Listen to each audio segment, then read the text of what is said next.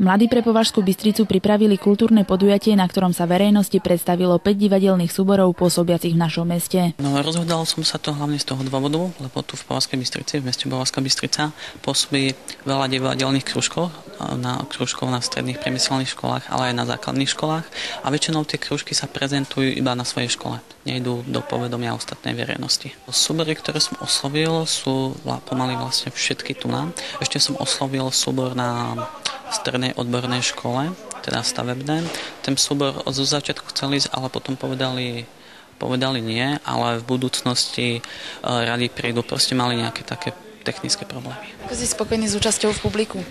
Účasťou čakal som, že príde troška menej ľudí, takže som viac ako spokojný. Podujatie hodnotili pozitívne aj vedúci divadelných súborov. Ja si myslím, že je to výborná príležitosť, aby sa navzájom spoznali mladí ľudia, ale hlavne, aby sa predstavili ako herci.